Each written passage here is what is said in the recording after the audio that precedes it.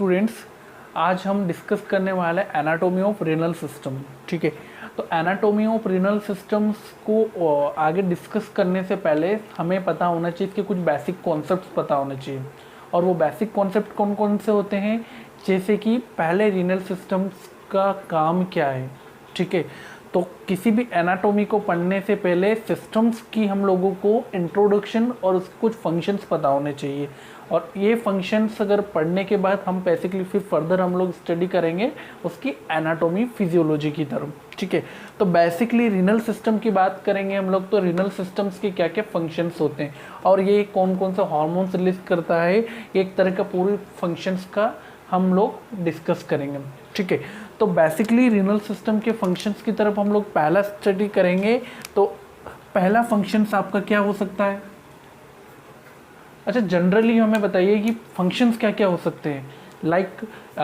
मैं बोल सकता हूँ कि रीनल सिस्टम है तो कहीं ना कहीं बॉडी से मेटाबॉलिक वेस्ट या फिर कोई भी बॉडी का वेस्ट मटेरियल उसको बॉडी से आउट करना होता है, जैसे कि एग्जांपल में कि यूरिन के थ्रू। ठीक है, या फिर मैं बोलूँ कि सर कहीं ना कहीं हमारी जो किडनी है, हमारा जो सिस्टम है वो रेगुलेट करता है। क्या रेगुलेट करता है सर? जो हम लोग वाटर इनटेक करते हैं तो कहीं ना कहीं फ्लूइड का बैलेंस करता है। या फिर मैं उसको ये भी बोल सकता हूँ कि कहीं ना कहीं सर हमारे बॉडी में एसेंशियल चीज़ें होती है, इलेक्ट्रोलाइट्स, कहीं ना कहीं वो भी रेगुलेट करने का काम करता है। या फिर मैं ये भी बोल सकता हूँ कि सर बहुत सारे हार्मोन्स होते हैं, जैसे कि लाइक इरिथ्रोपोइटिन हार्मोन, रेनिन हो गया, आपके प्रोस्टाग्लैंडिन्स हो गए, सर इनको भी रेगुलेट कर सकते हैं। या फिर हम बोल सकते हैं कि सर विटामिन डी को सिंथेसिस करना या फिर इनएक्टिव से एक्टिव करना, ये भी कहीं ना कहीं आपके रीनल सिस्टम का काम है। तो इन सारी चीज़ों को हम लोग आगे डिटेल्स में स्टडी करेंगे। फर्दर हम लोग नेफ्रॉन्स की स्टडी करेंगे, वहाँ पर हम लोग पढ़ेंगे कि किस तरह से नेफ्रॉन्स के अंदर इलेक्ट्रोलाइट का बैलेंस होता है, कब इनका एब्जॉर्प्शन होता है, कब इनका एक्सक्रीशन होता है। ठीक है, लेकिन उससे पहले हम लोगों को सबसे सिंपल सी बेसिक चीज़ पता होनी चाहिए, और वो बेसिक चीज़ क्या होती है कि रीनल सिस्टम के फंक्शन। ठीक है बच्चों, तो रीनल सिस्टम के फंक्शन पढ़ने से पहले हमारा रीनल सिस्टम का पहला फंक्शन होता है एक्सक्रिएशन। एक्सक्रिएशन क्या होता है बच्चों? यानी कि किसी भी चीज़ को आउट करना, बाहर करना, ये होता है आपका एक्सक्रीशन। तो क्या आपके रीनल सिस्टम का कुछ वर्क होता है एक्सक्रीशन का? जो होता है एक्सक्रीशन, यानी कि कहीं ना कहीं बॉडी से वेस्ट मटेरियल को बाहर निकालना, ये एक तरह का एक्सक्रीशन होता है। ठीक है, तो कहीं ना कहीं मैं बोल सकता हूँ कि ये ये फंक्शन हो सकता है कि रीनल सिस्टम का। और सेकंड में डिस्कस करूँगा कि रेगुलेटरी सिस्टम। क्या बच्चों? रेगुलेटरी सिस्टम, रेगुलेटरी सिस्टम, या फिर मैं बोल सकता हूँ सर रेगुलेटरी फंक्शन। ठीक है बच्चों, रेगुलेटरी फंक्शन। तो यानी हम लोग एक चीज़ और ये भी बोल सकते हैं कि सर कहीं ना कहीं ये आपकी बॉडी के अंदर क्या रेगुलेट करके चलता है, वेरियस टाइप के इलेक्ट्रोलाइट्स को रेगुलेट करके चलता है, और आपका वाटर बैलेंस को भी ये रेगुलेट करके चलता है। तो कहीं ना कहीं मैं ये बोल सकता हूँ कि सर ये फंक्शन और कि रेगुलेटरी फंक्शन का रेगुलेट करता है बॉडी के अंदर। और थर्ड फंक्शन जो हमारा अगला फंक्शन है वो है हमारा एंडोक्राइन फंक्शन। क्या है बच्चों? Endocrine function. Endocrine function. ठीक है बच्चों, तो एंडोक्राइन फंक्शन क्या होता है? एंडोक्राइन फंक्शन यानी कि वेरियस टाइप के हार्मोन्स को रिलीज करना है। क्या क्या हार्मोन्स हो सकते हैं कि सर मैंने पहले बताया आपको, एन एग्जांपल बता रहा हूँ। इरिथ्रोपोइटिन हार्मोन हो गया आपका, रेनिन हार्मोन हो गया आपका, ठीक है, आपका प्रोस्टाग्लैंडिन्स हो गए। ठीक है, तो इन सभी को हम लोग फर्दर आगे डिटेल में स्टडी करेंगे कि कैसे रेनिन का रिलीज होता है, कैसे जेजी सेल रेनिन को रिलीज करती है, कैसे आपका एरिथ्रोपोइटिन सेल्स कैसे इरिथ्रोपोइसिस को एक्टिवेट करते हैं, बोन मैरो को स्टिमुलेट करते हैं, ये हम लोग फर्दर आगे डिटेल में स्टडी करेंगे। तो now we are study only for basics, only for renal function. हम फंक्शंस की बात कर रहे हैं यहाँ पर। ठीक है, अगला जो आपका एक और फंक्शन है वो फंक्शन है आपका मेटाबॉलिक फंक्शन। क्या बोल बच्चों? Metabolic function. तो मैं एक चीज़ और बोल सकता हूँ कि सर कहीं ना कहीं हमारा रीनल सिस्टम मेटाबॉलिक को भी फंक्शन करता है, या फिर किसी चीज़ों का मेटाबॉलिक को भी मेटाबोलाइजेशन भी करता है। ठीक है, तो यहाँ पर हम लोग जो डिस्कस करने वाले हैं आज, वो हम लोग डिस्कस करेंगे सर कहीं ना कहीं बॉडी का एक्सक्रीशन। क्या बच्चों कि सर वेस्ट मटेरियल का बॉडी से एक्सक्रेट करना होता है, ठीक है। दूसरा हम लोग फंक्शन डिस्कस करेंगे सर ये रेगुलेटरी फंक्शन, यानी ये क्या करता है बॉडी के अंदर फ्लूइड बैलेंस को रेगुलेट करता है, इलेक्ट्रोलाइट को बैलेंस करके चलता है और ये एसिड बेस बैलेंस को रेगुलेट करके चलता है, ठीक है बच्चों। और थर्ड वन होता है हमारा एंडोक्राइन फंक्शन, और एंडोक्राइन फंक्शन क्या होता है कि वेरियस टाइप के हार्मोन्स को रिलीज करवाना, जैसे इरिथ्रोपोइटिन हार्मोन, रेनिन हार्मोन। और फोर्थ हमारा मेटाबॉलिक फंक्शन होता है। लाइक मेटाबॉलिक फंक्शन कौन कौन से, जैसे कि विटामिन डी को सिंथेसिस करना, इनएक्टिव से एक्टिव करना, ठीक है, for example vitamin D. Okay, तो now we study one by one, हम लोग एक एक करके स्टडी करते हैं। पहला मैं एक्सक्रेशन की बात करूँगी कि सर बॉडी से क्या क्या एक्सक्रेट करता है, ठीक है। तो एक्सक्रेट क्या क्या कर सकता है, तो पहले मैं एक्सक्रेट करूँगा मेटाबॉलिक वेस्ट को। क्या बच्चों, मेटाबॉलिक वेस्ट को एक्सक्रेट करूँगा। तो क्या मेटाबॉलिक वेस्ट कौन कौन से हो सकते हैं आपकी बॉडी के अंदर, तो एक्सक्रेट क्या क्या कर सकते हैं, पहला आपका मेटाबॉलिक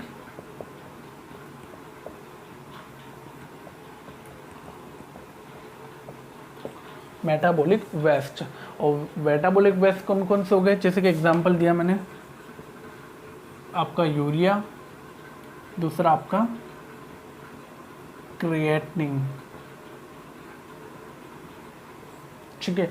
तो ये दो तरह के आपके मेटाबॉलिक वेस्ट है। अब इनको हम सिंगल लाइन हम लोग पढ़ते हैं कि सर मेटाबॉलिक वेस्ट में यूरिया और क्रिएटिनिन।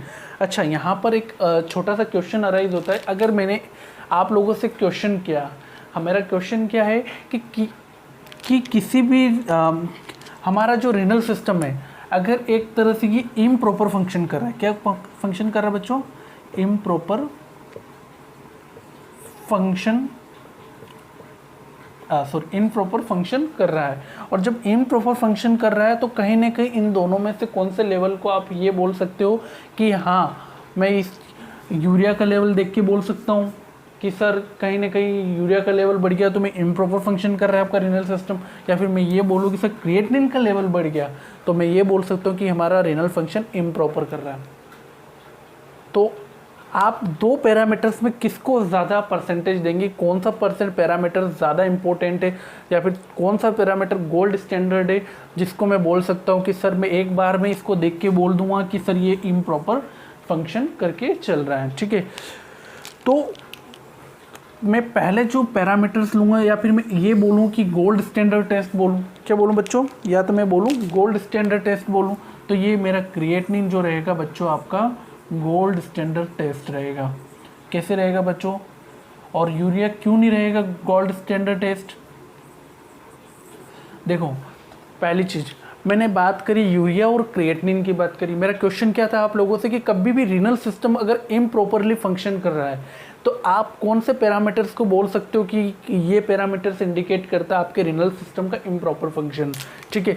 या तो मैं क्रिएटिनिन को बोल सकता हूँ या फिर मैं यूरिया को बोल सकता हूँ। लेकिन यूरिया को मैं इसलिए नहीं बोल पा रहा हूँ क्योंकि सर यूरिया का लेवल कहीं ना कहीं अदर पैरामीटर्स भी इंडिकेट करता। वो पैरामीटर्स कौन कौन से होते हैं, वो पैरामीटर्स कौन कौन से हो सकते हैं। तो पहला जो आपका पैरामीटर्स है रीनल सिस्टम्स के अंदर जो यूरिया का लेवल बढ़ा सकता है, तो वो हो आपका पहला वॉमिटिंग। क्या बच्चों, वॉमिटिंग, एक तरह की वॉमिटिंग भी यूरिया का लेवल बढ़ा सकती है। सेकेंडरी जो रहता है आपका सीवियर डिहाइड्रेशन। क्या बच्चों, सीवियर डिहाइड्रेशन। तो सर मैं ये भी बोल सकता हूँ कि सर ये भी पैरामीटर एक तरह से यूरिया का लेवल आपकी बॉडी के अंदर अराइज कर सकता है। थर्ड वन मैं बोल सकता हूँ एक्सेसिव स्वेटिंग। क्या बच्चों, एक्सेसिव स्वेटिंग। क्या बॉडी के अंदर ज़्यादा स्वेटिंग होने से भी यूरिया का लेवल बढ़ सकता है। यस, विटैलिटी, कि यूरिया का लेवल एक्सेसिव स्वेटिंग के थ्रू भी बढ़ सकता है। या फिर मैं फोर्थ वन की बात करूं कि सर सीवियर डायरिया है पेशेंट को,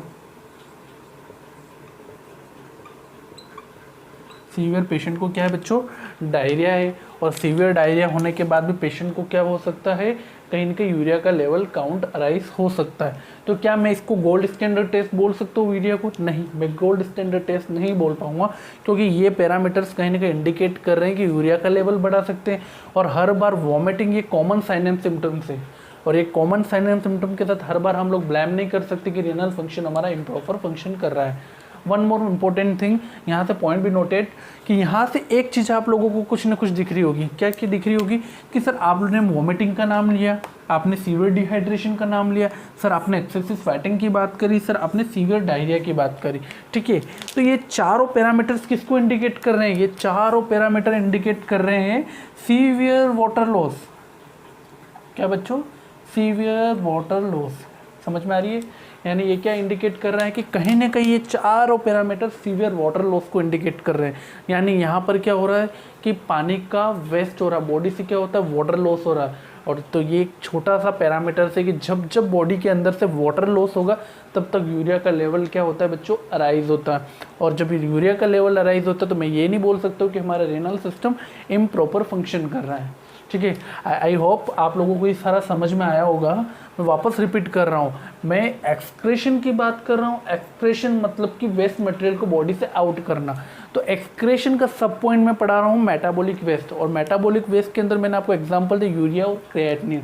ठीक है, तो मेरा बेस इतना ही था, लेकिन जनरल में आप लोगों से एक और क्वेश्चन क्या है कि सर जो रीनल सिस्टम है अगर वो प्रॉपरली इम्प्रॉपरली फंक्शन कर रहा है तो आप इन दोनों पैरामीटर्स में कौन से पैरामीटर्स को बोल सकते हो कि ये गोल्ड स्टैंडर्ड टेस्ट है? तो मैंने क्रिएटिनिन को चूज़ किया था। और यूरिया को क्यों चूज़ नहीं किया था? तो उसका रेशनल ये है कि जब जब बॉडी के अंदर से सीवियर वाटर लॉस होगा तब तब तो ये क्या होगा, यूरिया का लेवल बॉडी के अंदर अराइज होगा। तो आई होप ये सारी चीज़ आप लोगों को समझ में आई होगी। नेक्स्ट आपका जो मेटाबॉलिक वेस्ट के बाद जो आपका पॉइंट आता है वो आता है आपका ड्रग्स। तो सर हम जो भी ड्रग्स लेते हैं उसका एक तरह से मेटाबोलाइजेशन भी होना ज़रूरी है, दूसरा उसका बॉडी से एक्सक्रेशन होना बहुत ज़्यादा नीड है। ठीक है, तो ये आप लोगों को अच्छे से पता ही होगा। फार्माकोलॉजी में आप लोगों ने फर्स्ट स्टडी करी होगी इसके बारे में कि जो ड्रग्स हम लोग बॉडी से इंटैक्ट करते हैं, ओरल कैविटी से इंटैक्ट कर सके या फिर आईवी रूट से इंटैक्ट करते हो, वो ड्रग्स का हम लोगों को क्या करना ज़रूरी होता है, बॉडी से आउट करना भी ज़रूरी होता है। ठीक है, और ये काम हमारा रेनल सिस्टम और हमारा जीआईटी सिस्टम करता है via faecal route, via urine के थ्रू। ठीक है, तो यहाँ पर मैं जो डिस्कस करने वाला हूँ आज आपके साथ में, ये सेकंड जो मेरा पॉइंट, पहला मेरा पॉइंट था मेटाबॉलिक वेस्ट, दूसरा मेरा जो पॉइंट है ड्रग्स। ठीक है, अब ये मैं ड्रग्स की बात करूँगा तो मैं एक छोटा सा एग्जांपल देता हूँ ड्रग्स के यहाँ पर कि मैं एक ड्रग्स चूज़ कर लेता हूँ और वो ड्रग्स है आपके हाई लिपिड सोल्यूबल ड्रग्स। कौन सी ड्रग्स है बच्चों? High lipid soluble. ठीक है, तो बच्चों हाई लिपिड सोल्यूबल ड्रग्स मैंने बात कर रहा हूँ, एक्सक्रेशन की बात कर रहा हूँ, और एक्सक्रेशन के अंदर मैं ड्रग्स की बात कर रहा हूँ। और ड्रग्स का एक एग्जांपल मैंने जो लिया है वो लिया है मैंने हाई फैट सोल्यूबल ड्रग्स। ठीक है, हाई लिपिड सोल्यूबल ड्रग्स को मैं एग्जांपल के थ्रू ले रहा हूँ। तो I will show you diagram. एक मैं डायग्राम के थ्रू आप लोगों को बेसिक से सारी चीज़ें समझा तो किस तरह से हम इसको मेटाबोलाइज करेंगे, किस तरह से हम इसको बॉडी से एक्सक्रेट करेंगे। ठीक है बच्चों, तो it is a beautiful diagram. Your stomach, it is liver, this is a general circulation. ठीक है, ये आपकी ओरल कैविटी है, जस्ट मैं आपको समझाने के लिए बता रहा हूँ। यहाँ पर आपकी ओरल कैविटी, जनरल में सर्कुलेशन बता रहा हूँ। ठीक है, it's your Bowman capsules, this is your Bowman capsule, this is your loop of hand leg, this is simple epithelium cells. ठीक है बच्चों, और this is your hepatocytes, this is your portal circulation, this is the gastric mucosal layer, this is a gastric mucosal layer, there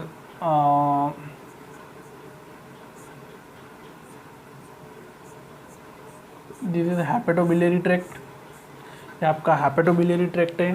ठीक है बच्चों, और ये आपकी वो सेल्स है जहाँ पर ड्रग्स को एक्ट करना होगा। ठीक है, तो नाउ मैं आपको इसमें स्टडी में समझा रहा हूँ कि जब मैं किसी ड्रग्स को इंटेक करता हूँ बच्चों, क्या करता हूँ, किसी ड्रग्स को ओरल कैविटी से इंटेक करता हूँ, तो बेसिकली मैं उसको ओरल कैविटी से इंटेक करूँगा तो ड्रग्स कहाँ जाएगी, आपके स्टोमक के थ्रू होकर आपके इंटेस्टाइन में जाएगी।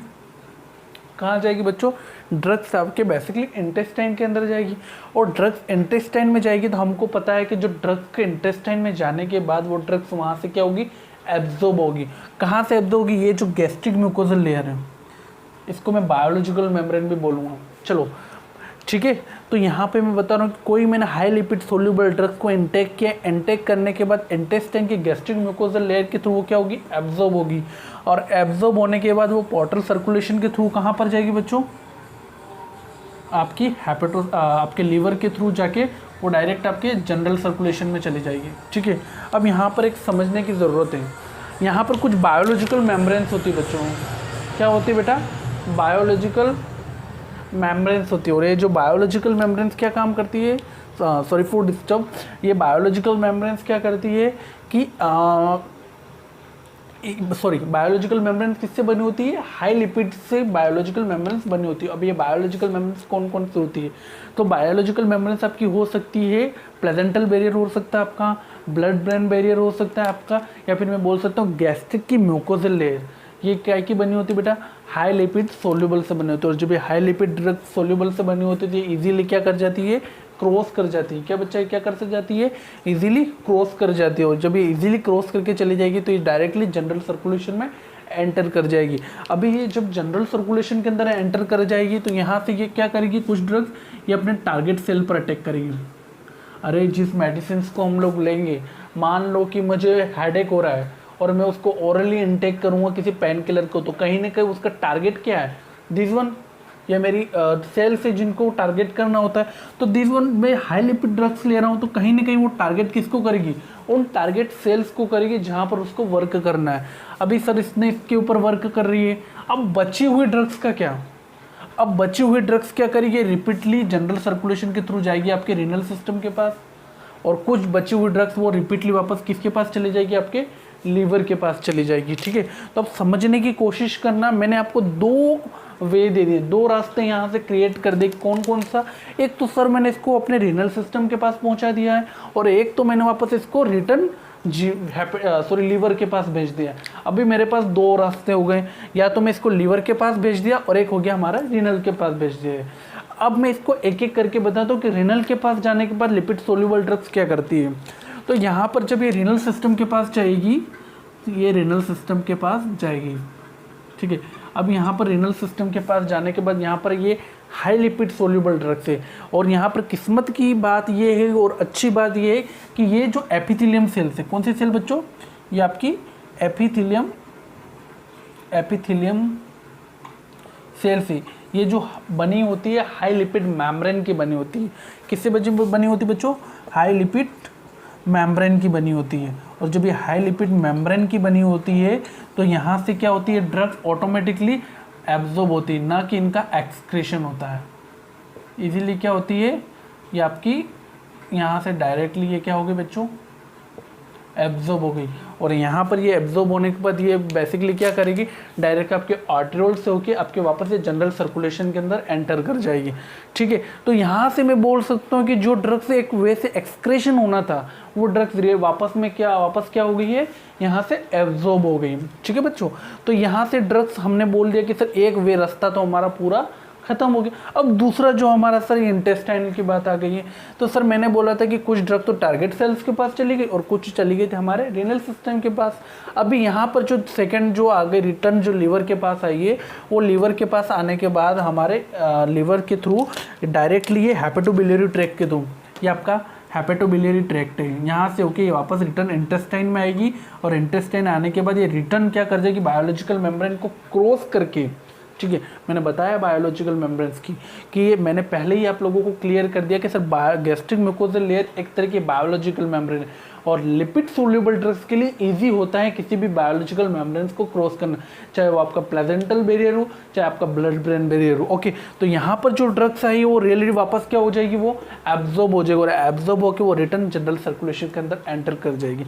तो बच्चों पॉइंट भी नोटेड, मैं आप लोगों को बेसिकली किस पॉइंट के ऊपर लेके आना चाहता हूँ, मेरा बेसिकली पॉइंट ये है कि लिपिड सोल्यूबल ड्रग्स को जब तक हम लोग वाटर सोल्यूबल में कन्वर्ट नहीं करेंगे तब तक बॉडी से एक्सक्रेशन करना उसका इम्पॉसिबल होता है, क्योंकि वो बार बार क्या कर जाती है, एब्जॉर्ब कर जाती है। मैंने आपको दोनों वे बताए, पहला वे मैंने आपको रीनल सिस्टम बताया, सेकंड वे मैंने आपको क्या बताया बच्चों, फीकल रूट, और दोनों रूट से वो मेम्ब्रेन्स को क्या करके चली गई, पेनिट्रेट करके एब्जॉर्ब हो गई।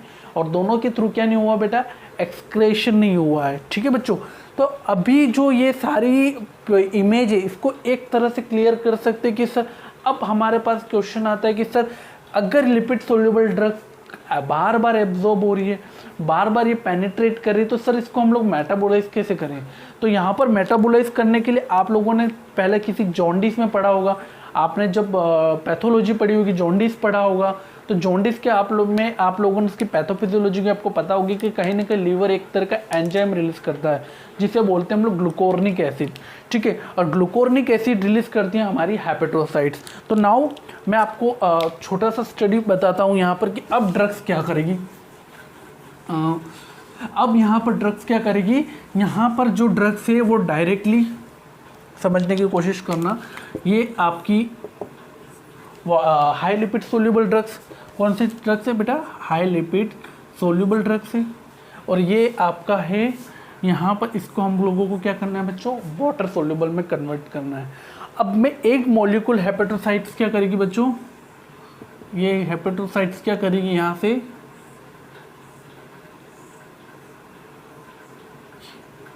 समझना ये हाई चार्ज मॉलिक्यूल्स होते हैं, क्या बच्चों, हाई चार्ज मॉलिक्यूल्स होते हैं। ये हाई चार्ज मॉलिक्यूल्स क्या करते हैं, ये आपके लिपिड सोल्यूबल ड्रग्स के साथ मॉलिक्यूल्स को ब्रेक डाउन करते हैं, और ये जब इसके साथ ऐड होते हैं तो कहीं ना कहीं आपका जो ड्रग्स बनता है वो क्या बनता है, आपका वाटर सोल्यूबल ड्रग्स।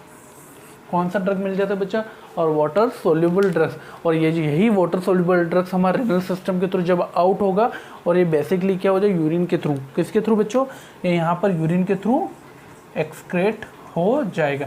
ठीक है, तो यहाँ पर समझ में आया आप लोगों को सारी चीज़ें कि मेरे ऑल ओवर कहने का कि लिपिड सोल्यूबल ड्रग्स कहीं ना कहीं इम्पॉसिबल होता है उसको क्या करना, बॉडी से एक्सक्रेट करना। बट हमारी हेपेटोसाइट्स के पास एक तरह का ग्लूकोर्निक एसिड होता है जो क्या करता है, ये एक तरह का हाईली चार्ज मॉलिक्यूल होता है, ठीक है, और ये भी क्या करता है, इसको कन्वर्ट कर देता है हाईली चार्ज मॉलिक्यूल्स के अंदर कन्वर्ट कर देता है। और जब ये हाईली चार्ज मॉलिक्यूल्स के अंदर कन्वर्ट होता है, ब्रेक डाउन होता है, तो ये कहीं ना कहीं वाटर सोल्यूबल ड्रग्स के अंदर चेंज होता है, और ये वाटर सोल्यूबल ड्रग्स इजीली क्या हो जाती है, बॉडी के साथ एक्सक्रेट। तो यहाँ पर हम लोगों ने क्या किया, इसका कंजुकेशन किया है। क्या किया बच्चों, कंजुकेशन किया है। ठीक है, तो यहाँ पर ये एक पेज आप लोगों की क्लियर हो चुकी है। तो मैंने आप लोगों को ये बताया है कि किस तरह से ड्रग्स को बॉडी से एक्सक्रेट करने का काम भी हमारा रिनल सिस्टम, हम लोग जीआईटी सिस्टम के ऊपर नहीं जाएंगे, हमारा बेसिक कॉन्सेप्ट किसके ऊपर था बच्चों, रिनल सिस्टम के ऊपर, कि किस तरह से ड्रग आई, किस तरह से ड्रग एब्जॉर्ब हुई, और किस तरह से ड्रग का वापस से एक्सक्रेशन हुआ। तो मेरा सेकेंड फंक्शन था कि सर बॉडी से क्या ड्रग्स एक्सक्रेट हो सकती, तो यस, बॉडी से ड्रग्स भी एक्सक्रेट होती वाया रेनल सिस्टम। तो एक फंक्शन हमारा रेनल सिस्टम का ये भी हो गया। ठीक है बच्चों, तो नाउ अब मैं बात करूंगा, छोटा सा टॉपिक हमारा कि सर और क्या हम लोग एक्सक्रेट कर सकते हैं। तो सर हम आज एक्सक्रेट करेंगे कि कुछ टॉक्सिन्स भी होते हैं बॉडी के अंदर, वो टॉक्सिन भी इजीली हम लोग क्या करते हैं, थर्ड जो मेरा रहता है वो क्या रहेगा बच्चों, टॉक्सिन्स, ये भी इजीली क्या कर सकता है, बॉडी से एक्सक्रेट हो जाता है। ठीक है, अब टॉक्सिन्स कौन कौन से, तब जब बेसिकली हम लोग फिजियोलॉजी पढ़ेंगे, नेफ्रॉन्स की फिजियोलॉजी पढ़ेंगे, इलेक्ट्रोलाइट्स पढ़ेंगे, तो वहाँ पर हम लोग डिस्कस करेंगे टॉक्सिन्स की, टॉक्सिन्स को कैसे बॉडी से एक्सक्रेट करता है। ठीक है, थर्ड आने वाला है रेगुलेटरी सिस्टम। ठीक है, तो पहले हम लोग पढ़ चुके हैं एक्सक्रेटरी सिस्टम, और एक्सक्रेटरी में मैंने बताया था कि क्या क्या बॉडी से एक्सक्रेट करता है। तो मैंने वन बाय आपको बताया था कि जैसे ड्रग्स को एक्सक्रेट करते हैं, ड्रग्स में मैंने हाई लिपिड सोल्यूबल ड्रग्स का एग्जांपल दिया था। फिर मैंने आपसे बात करी थी मेटाबॉलिक वेस्ट के बारे में बात करी, तो मेटाबॉलिक वेस्ट के लिए मैंने क्या बताया था आप लोगों को बच्चों, मेटाबॉलिक वेस्ट में मैंने यूरिया और क्रिएटिनिन के बारे में बात करी थी। ठीक है, तो यूरिया अब ओवरऑल हम लोगों ने बात कर चुके थे एक्सक्रेटरी सिस्टम के बारे में। अब हम लोग बात करेंगे second function of renal system, regulatory system. और रेगुलेटरी सिस्टम में क्या क्या रेगुलेट करके चलता है हमारा रिनल सिस्टम, तो पहला तो हमारा वाटर बैलेंस करके चलता है, और सेकेंड वन जो चलता है हमारा आपका इलेक्ट्रोलाइट बैलेंस। क्या बच्चों, इलेक्ट्रोलाइट बैलेंस। और थर्ड हमारा जो बैलेंस करके चलता है वो एसिड बेस बैलेंस। ठीक है बच्चों। तो यहाँ पर हम लोग बात कर रहे हैं रेगुलेटरी सिस्टम की बात कर रहे हो। रेगुलेटरी सिस्टम में क्या क्या रेगुलेट करके चलता है बच्चों? Water balance, second electrolyte balance और थर्ड वन अपना एसिड बेस बैलेंस। ये तीनों चीज़ें हम लोग क्या करता है, हमारा रेनल सिस्टम रेगुलेट करके चलता है। ठीक है, तो हम लोग वन बाय वन डिस्कस करेंगे कि किस तरह से इलेक्ट्रोलाइट बैलेंस करता है। इलेक्ट्रोलाइट कैसे बैलेंस करता है? तो बेसिकली इलेक्ट्रोलाइट कौन कौन से होते हैं जो कि हमारी बॉडी में सबसे एसेंशियल पार्ट होते हैं। फ्लूइड बैलेंस कैसे हम लोग फर्दर जब रेनल सिस्टम के अंदर नेफ्रॉन्स पढ़ेंगे तो वहाँ पर मैं बताऊंगा कि कैसे वाटर को बैलेंस किया जाता है। और अब जो बात करें इलेक्ट्रोलाइट्स को भी हम लोग डिटेल्स में आगे पढ़ेंगे, बट लेकिन अभी मैं आप लोगों को इसकी नॉर्मल वैल्यूज़ क्या होती है, कौन कौन से इलेक्ट्रोलाइट्स हैं, उसके बारे में हम लोग डिस्कस करेंगे। ठीक है बच्चों। और जो आपका एसिड बेस बैलेंस है, कैसे आपका इलेक्ट्रोलाइट को आपके इलेक्ट्रोलाइट्स एसिड बेस बैलेंस करते हैं, ये भी हम लोग आगे डिटेल्स में स्टडी करेंगे। तो नाउ वी डीलिंग सुपरफिशियली। मैं बताऊंगा आप लोगों की कैसे इलेक्ट्रोलाइट क्या करते हैं बच्चों, सिस्टम्स के अंदर इलेक्ट्रोलाइट्स क्या करते हैं, उनकी नॉर्मल वैल्यूज़ क्या होती है। ठीक है, तो पहला इलेक्ट्रोलाइट्स जो हमारा हो सकता है वो हो सकता है सोडियम। क्या बच्चों? सोडियम जो हमारी बॉडी का एक एसेंशियल पार्ट होता है, एसेंशियल इलेक्ट्रोलाइट्स होता है, जो कि नॉर्मल वैल्यू उसकी होती है 135 टू 145 MEQ पर लीटर। क्या होती है बच्चों? 135 टू 145 MEQ पर लीटर। ये हमारे सोडियम की क्या होती है बच्चों? नॉर्मल वैल्यू होती है। ठीक है, यानी कि ये आपका पहला इलेक्ट्रोलाइट है, और पहला इलेक्ट्रोलाइट के अंदर क्या होता है, इसकी जो नॉर्मल वैल्यू होती है हमारी बॉडी के अंदर वो कहीं ना कहीं 135 टू 145 MEQ पर लीटर होती है। और सेकंड जो हमारा एसेंशियल इलेक्ट्रोलाइट है जो कि मोर इम्पोर्टेंट होता है वो होता है आपका पोटेशियम। सोडियम और आपके सामने पोटेशियम दोनों के लेवल से, सोडियम लेवल्स और पोटेशियम और सोडियम लेवल में से ऐसी क्या चीज़ें जो पेशेंट को इजीली किल कर सकती है, जिसके पैरामीटर्स अप एंड डाउन होने की वजह से पेशेंट का किल कर सकती है। तो आपका जो बेसिक आंसर होना चाहिए वो होना चाहिए सर पोटेशियम का लेवल।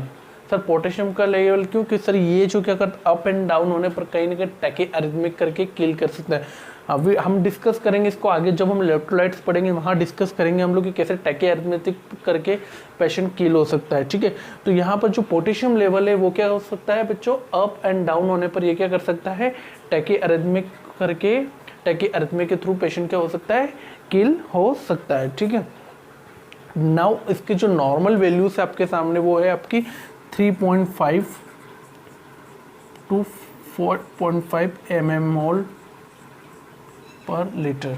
क्या है बच्चों? 3.5 टू 5.5 mmol पर लीटर। ठीक है, तो ये तो आपकी पेशेंट की नॉर्मल वैल्यूज है। क्या बच्चों? ये आपकी पोटेशियम की नॉर्मल वैल्यूज है। ठीक है, अब एक और चीज, ये अब इसको हम लोग कब हाइपोकैलेमिया बोलेंगे और कब हम इसको हाइपरकैलेमिया बोलेंगे? तो हमेशा बच्चों जब ध्यान रखना, जब वैल्यूज क्या कर जाएगी 2.5, क्या बच्चों 2.5 mmol पर लीटर से अगर इसका वैल्यूज डाउन, इसके काउंट्स डाउन चले जाएंगे अपनी बॉडी के अंदर। एक बात हमेशा याद रखना मेरी, पोटेशियम का हमारी बॉडी के अंदर बहुत ज़्यादा सेंसिटिव, बहुत ज़्यादा मेंटेन करके रखता है। क्या करता है बच्चों? पोटेशियम अपनी बॉडी के अंदर बहुत मेंटेन करके, एक एवरेज मेंटेन करके चलता है। इसीलिए मैंने बताया आप लोगों की इसका थोड़ा सा लेवल अप डाउन जाने के बाद या अप जाने से इसका बॉडी के अंदर क्या हो सकता है, पेशेंट किल हो सकता है। ठीक है, तो यहाँ पर मैं बता रहा हूँ कि सर अगर पेशेंट का लेवल 2.5 mmol पर लीटर से अगर डाउन चला जाएगा तो ये कौन सा पेशेंट होगा बच्चों? हाइपोकैलेमिया। क्या बोलेंगे इसको हम लोग बच्चों? हाइपोकैलेमिया। यानी कौन से लेवल से नीचे? 2.5 mmol से नीचे चला जाएगा तो इसको क्या होगा? हाइपोकैलेमिया। सेकेंड वन हम लोग जब बात करेंगे कि सर हाइपोकैलेमिया के बाद अगर लेवल 6.5 से अप चला जाएगा तो पेशेंट को हम लोग क्या बोलेंगे sir? Hyperkalaemia. Write down students, बहुत वेरी इंपॉर्टेंट लेवल से हर बार क्वेश्चंस में पूछे जाते हैं। आपकी CHO जैसे एग्जाम में कई बार ऐसे क्वेश्चंस पूछे जाते हैं कि हाइपोकैलेमिया कब बोलेंगे हम लोग, हाइपरकैलेमिया कौन से काउंट्स को बोलेंगे। ठीक है। तो ये आपको एक चीज़ ध्यान में रखनी है कि कब हम पेशेंट को हाइपोकैलेमिया बोलेंगे और कब इसको हाइपरकैलेमिया बोलेंगे, ठीक है। तो यहाँ पर मैंने एक चीज़ आपको क्लियर कर रहा हूँ कि ये एक तरह से सेंसिटिव काउंट्स है, यानी कि एक सेंसिटिव वैल्यूज़ है, जहाँ पर इसका थोड़ा सा वैल्यू डाउन जाए या फिर थोड़ा सा वैल्यूज अप जाए तो कहीं ना कहीं ये पेशेंट को टैकीआरिथमिक के रीज़न से पेशेंट की डेथ हो सकती है। अच्छा, एक चीज़ हमेशा ध्यान रखना मेरी बात को कि जो पोटेशियम है इसका मोस्ट रेगुलेटरी सिस्टम हमारा रेनल सिस्टम होता है, हमारी किडनीज होती है, ठीक है। क्या होता है बच्चों, इसका जो मोस्ट रेगुलेटिंग सिस्टम होता है वो क्या होती है, हमारी किडनी होती है। यानी कि मैं एक वन शॉट बोलूँ तो यहाँ पर मैं बोल सकता हूँ कि जो पोटेशियम का जो सोर्स है हम लोग ऑरली इनटेक करते हैं, ऑरली इनटेक करते कब इसको एब्जॉर्प्शन करना कब एक्सक्रीशन करना ये हमारे रेनल सिस्टम पर डिपेंड करता है, क्योंकि हमारी बॉडी इसको क्या करती है बच्चों, एक लेवल को मेंटेन करके चलती है। और उस लेवल को मेंटेन कैसे होता है कि जब हम हाईली पोटेशियम रिच फूड्स खाएंगे या फिर हाईली सोर्स वो पोटेशियम रिच सोर्स खाएं ईट करेंगे, वो हमारे गैस्ट्रिक म्यूकोजल लेयर के थ्रू एब्जॉर्ब होके ब्लड के अंदर एंटर करेगी और वो उतनी ही एंटर करेगी, उतना ही उसका एक्सक्रीशन करना, ये सारा रीनल सिस्टम का काम होता है। यानी कहने का इन शॉर्ट कि कितना उसको बॉडी के अंदर मेंटेन करके चलना और कितना बॉडी से उसको एक्सक्रेट करना, ये टोटल हम डिसाइड करता है, हमारा रीनल सिस्टम डिसाइड करके चलता है, ठीक है। तो यहाँ पर एक बात तो हम समझ चुके होंगे, ठीक है। और सेकेंड पोर्शन, एक और टाइप का ऐसे पोर्शन होता है जैसे कि एग्जाम्पल आयरन। आयरन के अंदर क्या होता है बच्चों, आयरन जब हम ओरली इंटेक करते हैं तो वो उतना ही एब्जॉर्ब होता है जितना उसको नीड होती है। समझ रहे हो मेरी बात को, यानी कि अगर मैं आयरन का एग्जांपल दूं तो आयरन एक इस तरह से आयरन है जो क्या करते हैं हम लोग ओरली इंटेक करते हैं और वो इतना ही एब्जॉर्ब होगा जितना हमारी बॉडी को नीड है। बाकी जो आयरन है वो इजीली क्या हो जाता है, फीकल रूट्स के थ्रू वो स्टूल के साथ वो बाहर आउट हो जाता है, ठीक है। तो ये बात हमेशा ध्यान रखना, ठीक है। क्लियर है बच्चों आप लोगों को। तो सर मैं पोटेशियम के लेवल्स बता रहा हूँ, तो पोटेशियम 3.5 to 5.5 mmol पर लीटर किसकी वैल्यूज होती है। और जब मैं ये पूछूं कि सर सबसे मोस्ट सेंसिटिव काउंट्स किसके हैं, तो कहीं ना कहीं पोटेशियम के मोस्ट सेंसिटिव काउंट्स होंगे। क्यों मोस्ट सेंसिटिव काउंट्स होंगे, क्योंकि सर इसका थोड़ा सा वैल्यू नीचे जाएगा तो हाइपोकैलेमिक में चला जाएगा और थोड़ा सा ये अप हो गया तो ये क्या होगा, हाइपरकैलेमिया हो सकता है। और दोनों ही रीजन में टैकीआरिथमिक कंडीशंस में पेशेंट को किल कर सकता है, ठीक है। तो यहाँ आप इसको अच्छी तरीके से समझ गए होंगे कि किस तरह से दोनों की वैल्यू से किस तरह से आपके इलेक्ट्रोलाइट्स को किसको हार्म कर सकते हो। तो कहीं ना कहीं इसका हमारी बॉडी के अंदर रेगुलेट होना ज़रूरी है, यानी रेगुलेशन होना ज़रूरी। थर्ड वन जो हम लोग बात करने वाले हैं वो बात करेंगे हम लोग क्लोराइड की। एक ये भी हमारा एसेंशियल इलेक्ट्रोलाइट है जिसको मैं बोलते हैं क्लोरीन। तो क्लोरीन की जो नॉर्मल वैल्यूज जो रहती है आपकी नॉर्मल 100 MEQ पर लीटर, एवरेज बता रहा हूँ मैं आप लोगों को, MEQ पर लीटर। क्या बच्चों, इसका जो एवरेज रहता है किसके लिए वैल्यू, क्लोरीन। हमारी बॉडी के अंदर जो एवरेज इसके काउंट्स रहते हैं वो कितने रहते हैं बच्चों, 100 MEQ पर लीटर। नेक्स्ट आपका जो इलेक्ट्रोलाइट है वो है आपका SCO3। क्या बच्चों, SCO3 बाइकार्बोनेट। बाइकार्बोनेट क्या होता है हमारा बच्चों, बाइकार्बोनेट के जो काउंट्स होते हैं वो क्या होते हैं 21 to 28 MEQ पर लीटर।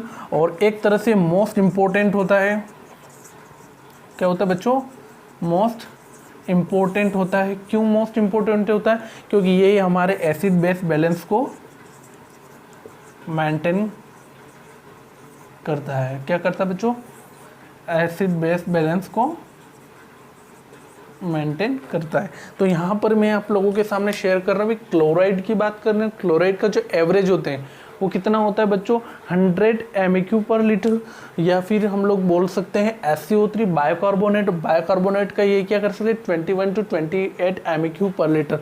हमेशा ध्यान रखना यही आपके एसिड बेस बैलेंस को मेंटेन करता है। कहीं ना कहीं इसकी वैल्यूज भी हमारी बॉडी के लिए मोस्ट इंपॉर्टेंट होती है, ठीक है। और इसकी वैल्यूज़ को पता करना और इस वैल्यू को बॉडी के अंदर मेंटेन करना भी एक एसेंशियल नीड है।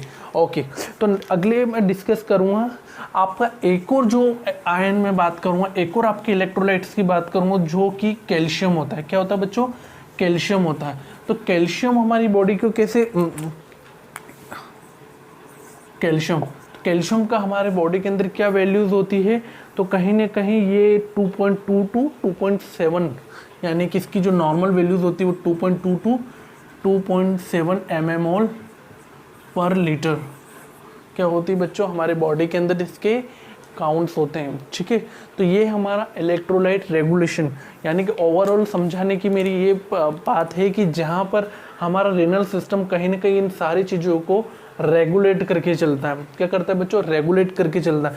हम लोग जब नेफ्रॉन्स पढ़ेंगे और अगेन हम लोग जब आगे रीनल फिजियोलॉजी पढ़ेंगे तो वहाँ पर हम लोग इलेक्ट्रोलाइट बैलेंस पढ़ेंगे। वहाँ पर हम लोग इजीली पढ़ेंगे किस कब पोटेशियम का एक्सक्रेशन होना है, कब सोडियम का एक्सक्रेशन होना है, कब इनका एब्जॉर्प्शन होना है। यहाँ पर हम लोग डिटेल स्टडी करेंगे। यहाँ हम बस बेसिक से फंक्शंस की बात करें, और बेसिक से फंक्शंस के अंदर मैं बता रहा था आपको रेगुलेटरी सिस्टम, और रेगुलेटरी सिस्टम में कैसे वाटर बैलेंस, आपका इलेक्ट्रोलाइट बैलेंस और आपके एसिड बैलेंस, ठीक है। आई होप यहाँ तक आप लोगों को समझ में आया होगा। और अब हम लोग बढ़ते हैं थर्ड फंक्शंस की तरफ, और थर्ड फंक्शंस हमारा जो होता है, क्या होता है बच्चों, थर्ड एंडोक्राइन फंक्शन। क्या होता है बच्चों, एंडोक्राइन फंक्शन। मोस्ट इंपॉर्टेंट समझना अच्छी तरीके से, एंडोक्राइन फंक्शन, ठीक है। सबसे इम्पोर्टेंट पॉइंट है बच्चों यहाँ से, और बिल्कुल समझने की बात है, यहाँ पर समझने की कोशिश करना। सबसे पहले हम लोग एंडोक्राइन फंक्शन की बात करने से पहले ये एंडोक्राइन क्या होता है, यानी कि एंडोक्राइन हार्मोन्स क्या होते हैं। क्या होते हैं बच्चों, एंडोक्राइन हार्मोन्स क्या होते हैं, क्या होते हैं बच्चों एंडोक्राइन हार्मोन।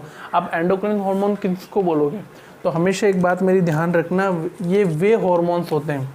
क्या होते हैं बच्चों, ये वो हार्मोन्स होते हैं जहाँ पर प्रोड्यूस तो यहाँ पर होते हैं, यानी कि ये वो सेल्स की ग्रुप्स होती है जहाँ पर प्रोडक्शन तो होता है, लेकिन ये एक्ट किसी और सेल के ग्रुप पर जाकर करते हैं। सपोज मैंने बताया कि सर मेरी किडनी से एरिथ्रोपोइटिन हार्मोन्स का रिलीज होना है, ठीक है। और ये जो एरिथ्रोपोइटिन हार्मोन्स कहाँ पर एक्ट करेगा, सर ये काम करेगा बोन मैरो हाउस पे। तो क्या मैं बोल सकता हूँ कि सर रिलीज तो प्रोडक्शन कहाँ हो रहा है, रीनल सिस्टम में, लेकिन एक्ट कहाँ पर कर रहा है, बोन मैरो पर। तो ये हो सकता है आपका रेनिन क्या करता है बच्चों, रेनिन रिलीज कहाँ से हो रहा है, जेजी सेल से हो रहा है, और ये जाके एक्ट कहाँ पर करेगा, ये आपके एंजियोटेंसिन फर्स्ट सेकंड पर, यानी कि ये पर्टिकुलर सेल्स ग्रुप इस चीज को प्रोडक्शन कर रही है, लेकिन ये अदर सेल्स ग्रुप पर जाकर एक्ट कर रहा है। तो ये कौन से हार्मोन्स हो गए बच्चों, अपने एंडोक्राइन हार्मोन्स हो गए हैं, ठीक है। तो ये आपके होते हैं बच्चों एंडोक्राइन हार्मोन्स होते हैं, ठीक है। तो हम लोग जो बेसिकली बात करेंगे कौन कौन सा हार्मोन रिलीज करते हैं, तो ये हो गया आपका एरिथ्रोपोइटिन, ठीक है। दूसरा होता है आपका दूसरा होता है आपका रेनिन, और तीसरा होता है आपका प्रोस्टाग्लैंडिन, जो कि एक तरह के वैसोडाइलेटर्स होते हैं, ठीक है। और इनके बहुत प्रोडक्शन होता है, कहीं से भी प्रोडक्शन होता है, वैसोडाइलेटर्स होते हैं ये, ठीक है। हम लोग स्टडी करेंगे इसके बारे में भी, ठीक है। तो पहले हम लोग डिस्कस कर रहे हैं एंडोक्राइन हार्मोन्स के बारे में बात कर रहे हैं। और एंडोक्राइन हार्मोन्स कौन कौन से होते हैं सर, इसके अंदर जो ऐसी एंडो हार्मोन्स जो कि प्रोडक्शन कहीं और होते हैं और एक्ट कहीं और करते हैं, यानी कि प्रोडक्शन जो उसका हो रहा है रीनल सिस्टम के अंदर हो रहा है, लेकिन जो एक्ट कर रहे हैं वो कहीं ना कहीं दूसरे ग्रुप ऑफ सेल्स पर कर रहे हैं, वो होते हैं आपके एंडोक्राइन हार्मोन्स। और कौन कौन से हार्मोन्स रिलीज होते हैं, तो सर ये एरिथ्रोपोइटिन हार्मोन, रेनिन और प्रोस्टाग्लैंडिन, ठीक है। तो यहाँ पर समझने की हम लोग वन बाय डिस्कस करेंगे सर ये एरिथ्रोपोइटिन हार्मोन्स क्या है, कैसे रिलीज होता है, क्या होता है, ठीक है। Late we discuss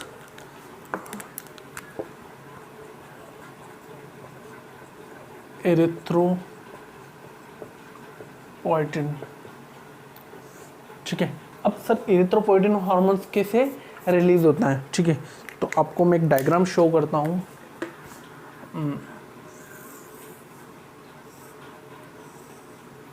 this is your kidney,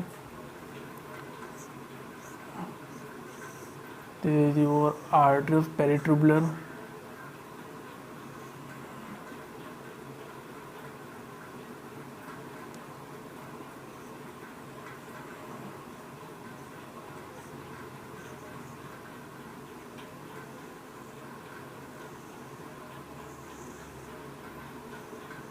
proximal convoluted, distal convoluted tubules,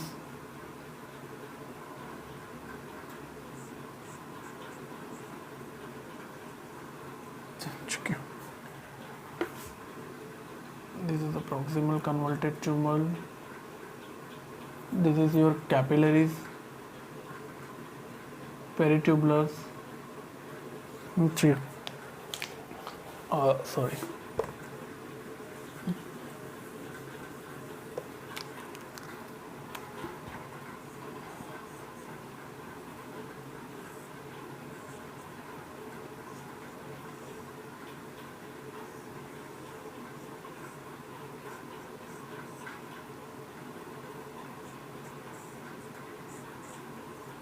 समझना मेरी बात को, डायग्रामेटिक समझना, ठीक है। दिस इज योर एंडोथेलियम, ठीक है, समझने की कोशिश करना है यहाँ पर। अब हम लोग डिस्कस करें एरिथ्रोपोइटिन हार्मोन्स के बारे में बात करेंगे। क्या बात करेंगे बच्चों? एरिथ्रोपोइटिन हार्मोन्स की बात करेंगे। तो एरिथ्रोपोइटिन हार्मोन्स कहाँ से रिलीज होती है? ये आपकी पेरीट्यूबुलर कैपिलरीज होती है। क्या होती है बच्चों? Peritubular capillaries. मैं एक चीज़ बोल सकता हूँ कि क्या हमारे नर्वस सिस्टम के अंदर कैपिलरीज का नेटवर्क होता है? जी हाँ, कैपिलरीज का नेटवर्क होता है। और कैपिलरीज नेटवर्क के अंदर मैं एक कैपिलरीज को समझा रहा हूँ। इस कैपिलरीज के अंदर एक स्पेशलाइज्ड टाइप के सेल्स होते हैं जिसको हम लोग बोलते हैं एंडोथेलियल। तो ये लेट मी जूम, ये जूम करते हैं इसको हम लोग। मैंने एक सेल्स को बॉडी से आउट किया है, एक कैपिलरी से एक सेल्स को आउट किया है। सपोज दीज आर सेल्स,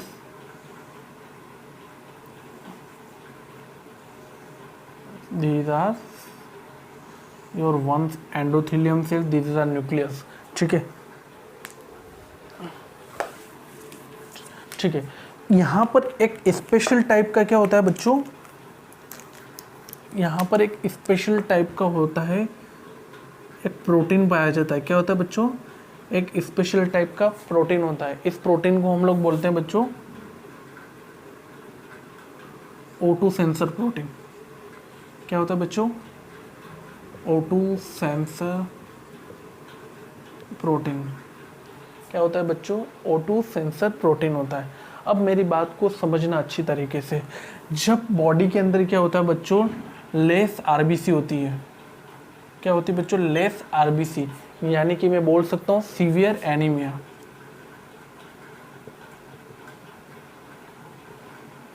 या फिर मैं ये भी बात ना करूँ, पहले मैं डिस्कस करता हूँ नॉर्मल फिजियोलॉजी।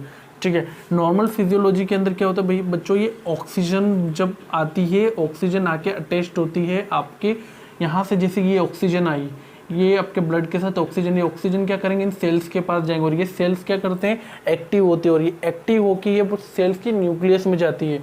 और न्यूक्लियस में जाने के बाद ये स्पेशल टाइप का एक जीन होता है।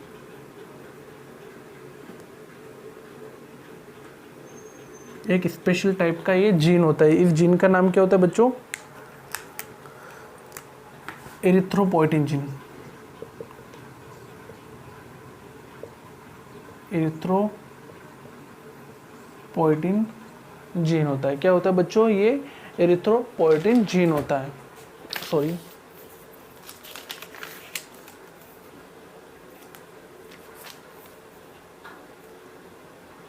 सॉरी, ठीक है। तो यहाँ मैं समझा रहा, जब ऑक्सीजन आके इस प्रोटीन से अटैच्ड होता है तो ये O2 सेंसर प्रोटीन क्या होते हैं? एक्टिवेट होते हैं। और ये एक्टिवेट होने के बाद इस न्यूक्लियस में एंटर करके यहाँ एक स्पेशल टाइप का जीन होता है जिसको बोलते हैं erythropoietin producing gene. Producing gene. क्या होता है बच्चों? Erythropoietin producing gene. ये एरिथ्रोपोइटिन जीन प्रोड्यूसिंग जीन क्या करते हैं? इनिबिट करते हैं। किसको इनिबिट करते हैं? एरिथ्रोपोइटिन को। समझने की कोशिश करना। मैं क्या बताऊँ, जब बॉडी के अंदर प्रॉपर ऑक्सीजन होती है और ऑक्सीजन आके यहाँ पर एक स्पेशल टाइप का, मैं ये एंडोथेलियल सेल से, कौन सी बच्चों? ये होती है आपकी एंडोथेलियल सेल। ये क्या है बच्चों? आपकी एंडोथेलियल सेल से। और इस पेरीट्यूबल कैपिलरी से मैं एक सेल्स को उठा के यहाँ पर जूम कर रहा हूँ। जूम करने के बाद मैं बता रहा हूँ यहाँ पर कि जब ऑक्सीजन सेल के अंदर एंटर करेगी तो यहाँ पर एक स्पेशल टाइप का प्रोटीन पाया जाता है। क्या पाया जाता है बच्चों? ये एक तरह का स्पेशल टाइप का प्रोटीन है। उस प्रोटीन को मैं बोलूँगा सर O2 सेंसर प्रोटीन। क्या बोलूँगा बच्चों? O2 sensor protein. ये O2 सेंसर प्रोटीन क्या करेगा, सेल्स के न्यूक्लियस में एंटर करेगा, और न्यूक्लियस में एंटर करने के बाद यहाँ पर एक स्पेशल टाइप का जीन होता है जिसको हम लोग क्या बोलते हैं, एरिथ्रोपोएटिन प्रोड्यूसिंग जीन। क्या बोलते हैं बच्चों, एरिथ्रोपोएटिन प्रोड्यूसिंग जीन। ये एरिथ्रोपोएटिन प्रोड्यूसिंग जीन क्या करेगा, ये एक इनिबिटरी रिएक्शन करता है। क्या बोलते हैं, एक इनिबिटरी रिएक्शन करता है किसके ऊपर, एरिथ्रोपोएटिन के ऊपर। किसके ऊपर, एरिथ्रोपोएटिन हार्मोन्स के ऊपर एक इनिबिटरी रिएक्शन करता है। ठीक है, समझ में आई मेरी बात। मैंने क्या बताया कि सर जब ऑक्सीजन सेल्स के अंदर एंटर करेगी, यहाँ पर एक स्पेशल टाइप का प्रोटीन होता है, और ये प्रोटीन क्या करता है, इस प्रोटीन का नाम क्या है, O2 सेंसर प्रोटीन। क्या होता है बच्चों, O2 सेंसर प्रोटीन, यानी ऑक्सीजन सेंसर प्रोटीन। और ये एक्टिवेट होने के बाद न्यूक्लियस में एंटर करके यहाँ पर एक स्पेशल टाइप का जीन होता है जिसको बोलते हैं हम लोग एरिथ्रोपोएटिन प्रोड्यूसिंग जीन। और ये एरिथ्रोपोएटिन प्रोड्यूसिंग जीन क्या करता है, ये एक तरह का इनिबिटरी एक्शन करता है। किस पर इनिबिटरी एक्शन करता है, एरिथ्रोपोएटिन हार्मोन के ऊपर। ठीक है, तो यहाँ पर एक चीज़ क्लियर हो गई आप लोगों की कि सर ये अगर ऑक्सीजन की पूरी सप्लाई है बॉडी के अंदर, तो ये कहीं ना कहीं क्या करेगा, ये क्या करेगा, ये एरिथ्रोपोएटिन हार्मोन्स को क्या करेगा, ये इनिबिट कर देगा। तो अब यहाँ पर हम लोग जनरल फिजियोलॉजी, मान लो कि बॉडी के अंदर आरबीसी का नंबर कम है, यानी मैं बोल सकता हूँ सीवियर एनीमिया। सीवियर एनीमिया क्या होता है बच्चों, सीवियर एनीमिया है। और सीवियर एनीमिया अगर इसके अंदर है तो ये क्या करता है, डायरेक्टली इसमें बॉडी के अंदर क्या हो जाएगी, ऑक्सीजन की कमी। और ऑक्सीजन की कमी होने के बाद जो O2 सेंसर प्रोटीन क्या नहीं हो पाएंगे, पूरी तरह से एक्टिव नहीं हो पाएंगे। अब ये O2 सेंसर प्रोटीन अगर एक्टिव नहीं हो पाएंगे तो ये जो आपका जीन है एरिथ्रोपोएटिन प्रोड्यूसिंग जीन, ये क्या करेगा, इनिबिटरी एक्शन नहीं कर पाएगा। और इनिबिटरी एक्शन नहीं कर पाएगा तो यहाँ पर क्या हो जाएगा, ये आपका एरिथ्रोपोएटिन हार्मोन मैसेंजर आरएनए के थ्रू रिलीज हो जाएगा। और मैसेंजर आरएनए के थ्रू क्या होगा बेटा, यहाँ से एक बाइंडिंग प्रोटीन्स रिलीज होता है। क्या होता है बच्चों, बाइंडिंग प्रोटीन रिलीज होता है। और ये प्रोटीन डायरेक्टली जाके आपके बोन मैरो हाउस की सेल्स को स्टिमुलेट करेगा। किसके लिए, एरिथ्रोपोइसिस के लिए। समझना, थोड़ा सा कंफ्यूजन है, ठीक है, समझने की कोशिश करना। मैं क्या बता रहा हूँ आप लोगों को, मैं आपको ओवरऑल बता रहा हूँ, एरिथ्रोपोएटिन हार्मोन्स के बारे में बता रहा हूँ। और एरिथ्रोपोएटिन हार्मोन्स क्या काम करता है कि सर यहाँ पर जब बॉडी के अंदर प्रॉपरली ऑक्सीजन होगी, ठीक है, तो यहाँ पर एक स्पेशल टाइप का प्रोटीन होता है जिसको मैं क्या बोलता हूँ, O2 सेंसर प्रोटीन। और ये O2 सेंसर प्रोटीन क्या करता है, यहाँ पर न्यूक्लियस के अंदर एक स्पेशलाइज टाइप का जीन होता है जिसको बोलते हैं हम लोग एरिथ्रोपोएटिन प्रोड्यूसिंग जीन। ये एरिथ्रोपोएटिन प्रोड्यूसिंग जीन क्या करता है, एक इनिबिटरी एक्शन करता है।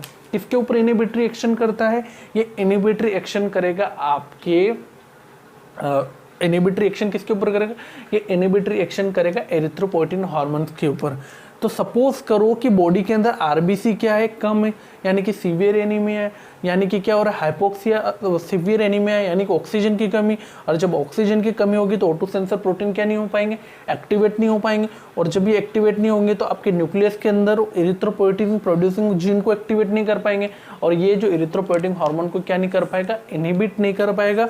और जब ये इनिबिट नहीं कर पाएगा तो ये हार्मोन से एक मैसेंजर आरएनए के थ्रू बाहर निकलेगा, और निकल के बाइंडिंग प्रोटीन्स के थ्रू ये बोन मैरो हाउस के पास जाएगा, और कहीं ना कहीं यहाँ की सेल्स को स्टिमुलेट करेगा। किसके ऊपर, एरिथ्रोपोइसिस करने के लिए, यानी इस आरबीसी को बनाने के लिए।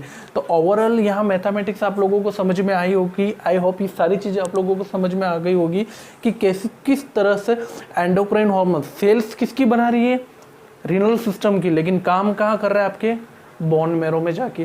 तो ये आप लोगों को इजीली समझ में आ गया होगा कि एंडोक्राइन हार्मोन्स कौन से होते हैं और किस तरह से एरिथ्रोपोएटिन हार्मोन रिलीज होते हैं। ठीक है, यहाँ पर मैं आप लोगों को एक चीज़ और क्लियर करता हूँ।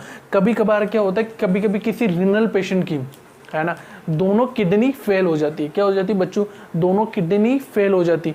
तब कंडीशंस में क्या किया जाता है, तो मैं तो ये बोल सकता हूँ कि बॉडी के अंदर आरबीसी की कमी, अब यहाँ से दोनों किडनी फेल, किडनी फंक्शन नहीं कर रही है, तो कहीं ना कहीं आपका एरिथ्रोपोएटिन हार्मोन्स भी रिलीज नहीं हो पाएगा। तो यहाँ पर हम लोग बेसिकली उस पेशेंट के साथ क्या करते हैं, हम लोग एरिथ्रोपोएटिन का इंजेक्शन इंसर्ट करते हैं, इंजेक्शन से ड्रग देते हैं जो जाके डायरेक्टली बोन मैरो हाउस को क्या करता है, स्टिमुलेट करता है एरिथ्रोपोइसिस के लिए। ठीक है, तो यहाँ पर ये आप लोगों को समझ में आ गया होगा। ठीक है, तो कैसे एरिथ्रोपोएटिन हार्मोन रिलीज होता है, कि इस तरह से कि सर जब ऑक्सीजन हमारी बॉडी के अंदर कंप्लीटली फ्लो रहता है तब ये डायरेक्टली जाके एंडोथेलियल सेल्स के अंदर एंटर करके वहाँ पर एक तरह का O2 स्पेशल प्रोटीन पाया जाता है जो कि O2 सेंसर प्रोटीन होता है। और ये O2 सेंसर प्रोटीन क्या करते हैं, एक्टिवेट करके न्यूक्लियस के अंदर एक स्पेशल टाइप का जीन होता है जिसको बोलते हैं हम इरिथ्रोपोइटिन जीन। क्या होता है बच्चों, इरिथ्रोपोइटिन प्रोड्यूसिंग जीन। इसको क्या करता है, ये इरिथ्रोपोइटिन प्रोड्यूसिंग जीन को एक्टिवेट करता है और ये जाके किसको इनिबिट करता है, इरिथ्रोपोइटिन को, हार्मोन को। यानी ये इरिथ्रोपोइटिन हार्मोन को रिलीज नहीं होने देता है। यानी कि कुल मिला के इसको अगर ऑक्सीजन की कंप्लीट है, ऑक्सीजन की कंप्लीट फ्लो है तो हो ही नहीं सकता एरिथ्रोपोइटिन जिनको एरिथ्रोपोइटिन हार्मोन्स की नीड ही नहीं है। मान लो कि बॉडी के अंदर आरबीसी कम है, सीवियर एनीमिया है, यानी कि ऑक्सीजन की कमी, तो डायरेक्टली ये जाके किस पर करेगा, O2 सेंसर प्रोटीन पर। और यहाँ पर O2 सेंसर प्रोटीन क्या करेंगे, पूरी तरह से एक्टिवेट नहीं हो पाएंगे और ये इस जीन को इनहिबिट नहीं कर पाएंगे। और ये जब ये जीन इनहिबिट नहीं होगा, ये डायरेक्टली एरिथ्रोपोइटिन हार्मोन्स को क्या करवा देगा, मैसेंजर आरएनए के थ्रू एक प्रोटीन रिलीज करवा देगा, एक बाइंडिंग प्रोटीन रिलीज करवा देगा। और ये प्रोटीन जाके क्या कर देगा, आपके बोन मैरो हाउस सेल्स को स्टिमुलेट करेगा और यहाँ से जो एरिथ्रोपोइसिस करवाएगा, यानी आरबीसी को बनाना स्टार्ट करवा देगा। ठीक है, ये सारी चीज़ें आप लोगों को समझ में आ गई होगी। ठीक, तो यहाँ पर अब सेकंड जो हमारा हार्मोन है वो है रेनिन। क्या बच्चों, रेनिन। अब हम पता करेंगे कि रेनिन हार्मोन कैसे रिलीज होता है। ठीक है, तो आप सभी को इजीली पता है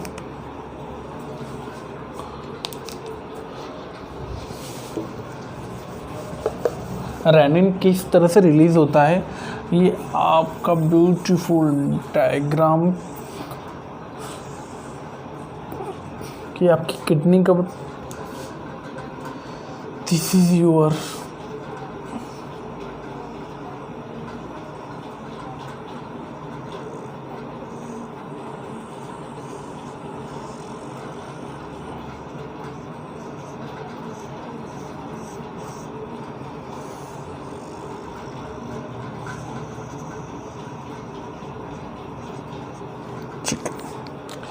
this is your capillary pericapillaries.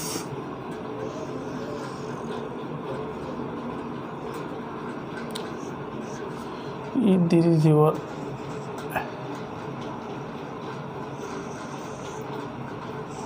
efferent arteriole. ठीक है, अब समझने की कोशिश करना। ये बेसिकली आपका रीनल सिस्टम का, ये आपके नेफ्रॉन्स है, ये आपके डिस्टल कन्वर्टेड ट्यूबल्स है, ये आपका ग्लोमेरुलर फिल्ट्रेशन है। ठीक है, तो यहाँ पर एक तरह की स्पेशलाइज सेल्स होती है। ये आपकी यहाँ पर एक तरह की स्पेशलाइज सेल्स होती है जिसको हम लोग वैस्कुलर सेल्स बोलते हैं। कौन सी, वैस्कुलर सेल्स। और इसका जो दूसरा नाम है ये आपकी पुल्केसिन्स सेल्स। ठीक है, और यहाँ पर जो आपके डिस्टल कन्वर्टेड ट्यूबल्स है, क्या बच्चों, डिस्टल कन्वर्टेड ट्यूबल्स है, यहाँ पर भी एक तरह के स्पेशलाइज सेल्स होते हैं जिसको हम लोग बोलते हैं बच्चों मैक्यूला डेंसा।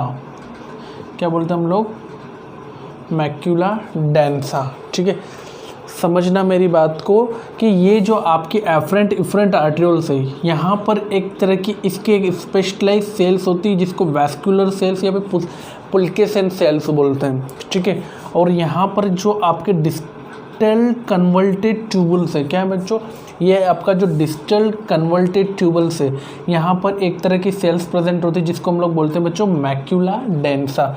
और ये पुल्केसेंस और मैक्यूला डेंसा मिलकर एक अपार्टस बनाते हैं। क्या बनाते हैं बच्चों, अपार्टस बनाते हैं।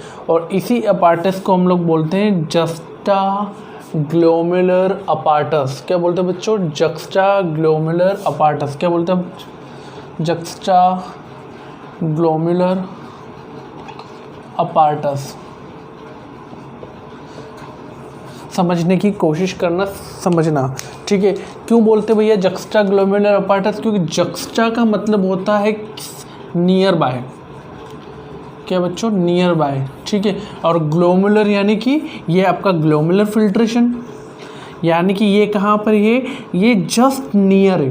किसके नियर है, ग्लोमेरुलर के नियर एक अपार्टस बन रहा है और इस अपार्टस से रिलीज होता है आपका रेनिन। क्या बच्चों, क्या रिलीज होता है, रेनिन।